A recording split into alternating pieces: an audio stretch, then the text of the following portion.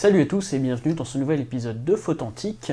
Photantique où l'on parle de photographie antique et atypique. Et pour aujourd'hui, eh bien, je veux vous parler de cette petite chose. Il s'agit du Sony Cybershot U30 pour vous donner eh bien, sa petite histoire de celui-là particulièrement. Juste à la fin du premier confinement l'année dernière, un ami m'a dit mais écoute, j'ai trouvé ça à la poubelle des déchets électroniques, est-ce que tu penses qu'il y a des composants récupérés où il y aurait des choses intéressantes à faire avec ça? Sur le coup, j'ai fait bon ouais, il y a un petit écran, un petit truc, ça peut être intéressant, à voir ce que c'est. C'était en mai dernier, fin mai dernier. Entre-temps, entre les inondations, les reconfinements, les couvre-feux et tout le bazar, eh bien ceci était au fond d'un carton qui avait pris un peu l'humidité mais pas trop, et donc il avait jamais été ressorti jusqu'à aujourd'hui où je me suis dit eh bien on va peut-être voir ce que c'est. J'ai été faire quelques recherches sur internet, c'était pas une petite webcam à la con comme je pensais, il s'agissait d'une vraie gamme d'appareils photo de chez Sony.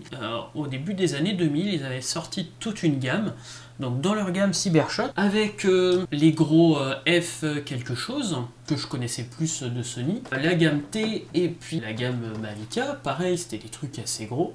Eh bien, ils avaient une gamme de micro, peut-être le U correspond à micro, appareil photo, donc qui a été du U10 au U60.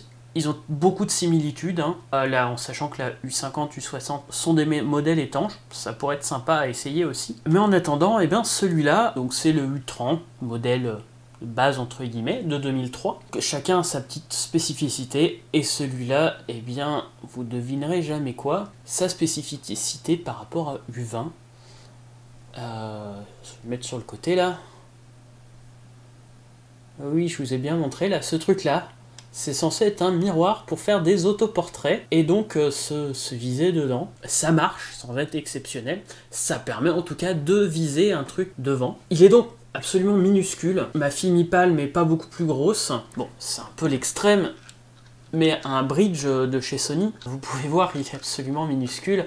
Et l'écran derrière, je fais même pas le comparaison, c'est un écran d'1 pouce.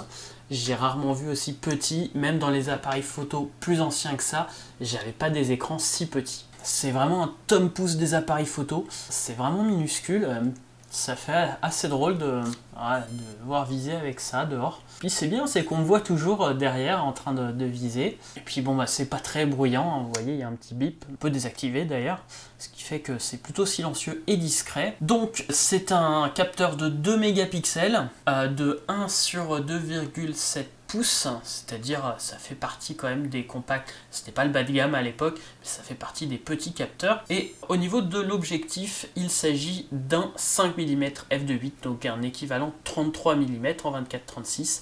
33 mm, donc ça correspond à un petit grand angle qui éloigne légèrement. Au-dessus, un déclencheur et l'option vidéo, puis l'option lecture. De l'autre côté, 4 boutons, un espèce de joystick à 4 boutons. Et c'est tout. Cette trappe là, c'est la trappe USB et c'est vraiment tout. Et enfin, eh bien, sur le côté, on va retrouver le lecteur de cartes, donc des memory sticks pro jusqu'à 1 Go, ce qui est pas mal. Et il prend 2 piles R3, c'est pratique parce que c'est facile à trouver.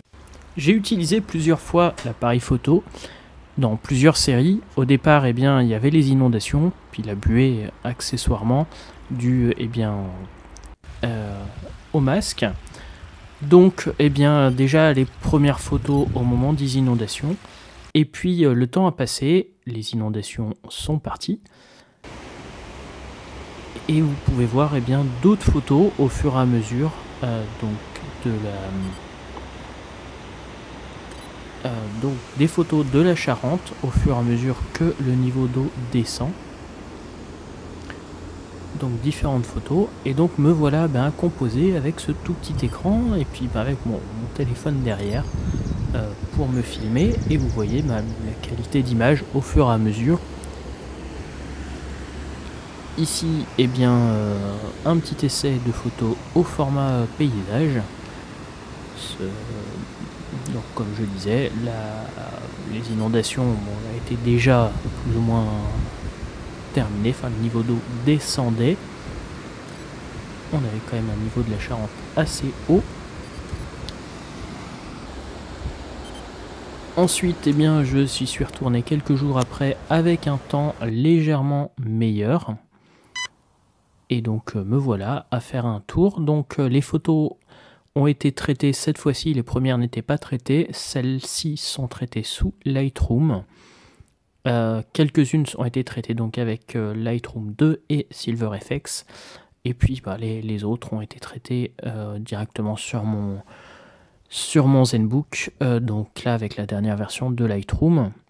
Au final, la différence ne change pas trop la qualité d'image, c'était juste pour le fun de l'utiliser avec Lightroom 2 sur mon Power Mac G5 pour traiter les photos, donc aucun souci dans ce cas-là. Donc vous voyez, au fur et à mesure, là j'ai tenté le contre-jour, il se débrouille pas trop mal avec un joli effet étoilé. Alors voilà, c'est ce que je vois avec mes lunettes, comme je vous disais que c'était compliqué. De nouveau, en rentrant chez moi, un autre essai de contre-jour avec une lumière descendante. Malheureusement, ça va être de plus en plus compliqué à les prendre tant qu'on est sous couvre-feu. Donc des essais de composition géométrique et bien des essais avec une lumière un peu plus faible. Bon, il est 7h du mat, c'est pas trop mon heure d'habitude. Je vais faire un effort, je vais essayer d'avoir une belle lumière, vu que c'est compliqué à voir les lumières du soir que j'aime tant. Je vais partir là à 7h. Vous voyez, il fait encore noir. Logiquement, je vais avoir les premières lueurs du jour, jusqu'au lever du jour. Et puis je retournerai après, je finirai la vidéo. Dès que j'aurai fini cette mini-série à l'extérieur. Donc je pars 1 heure avec la lumière de début du jour. Donc voilà les premiers essais de nuit.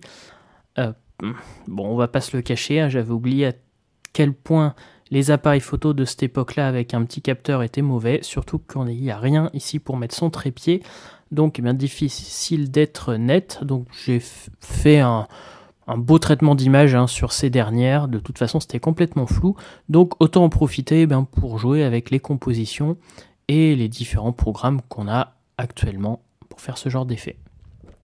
Alors, on va pas se le cacher, cet appareil photo là est franchement pas très bon. C'est peut-être au niveau, voire légèrement en dessous qu'un iPhone 4S. Donc autant dire que n'importe quel téléphone moderne va faire mieux.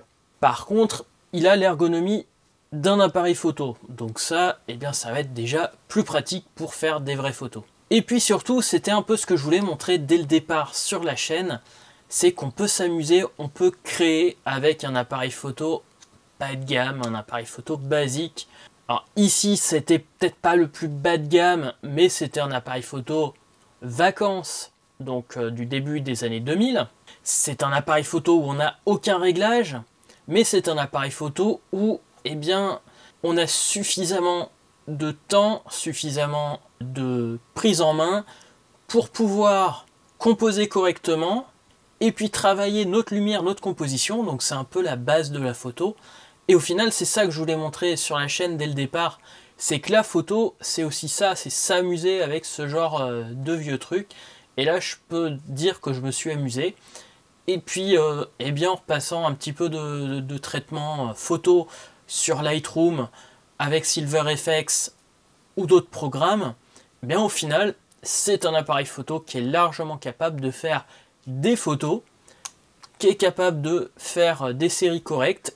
Et je trouve qu'en plus, avec la focale fixe, ça nous permet de travailler encore mieux nos compositions. Et le fait d'avoir un petit écran, peut-être qu'on n'y voit pas grand-chose, mais ça fait aussi en sorte qu'on voit juste en fait la composition de base et qu'on va travailler avec nos yeux, avec notre cerveau, la composition et la lumière.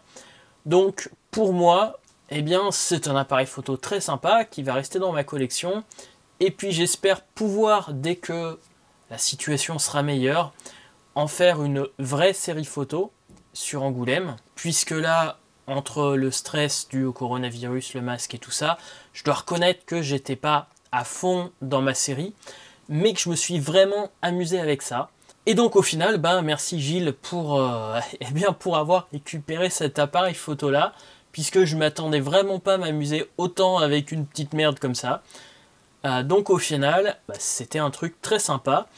Et puis la prochaine fois, on va parler toujours Sony d'un appareil photo qui lui a quelques originalités aussi, mais on arrivera sur une série un appareil photo un peu plus haut niveau. Donc voilà, on en reparlera, si tout va bien, dans 2 semaines. J'espère que cet épisode vous aura plu. En tout cas, pour moi, ça m'a plu à le faire, même si je m'y suis repris à 3-4 fois pour le tourner, parce que j'étais jamais content de jusqu'où j'irais. J'ai enfin pu le terminer, d'où le fait que l'épisode sort samedi soir et non pas jeudi comme prévu. Si tout va bien, on a 2 voire 3 épisodes qui vont arriver là dans les semaines qui viennent. Et je vous donne rendez-vous, si tout va bien, la semaine prochaine avec un nouvel épisode de Tech Antique. Soyez authentiques et atypiques si vous le voulez. À très bientôt.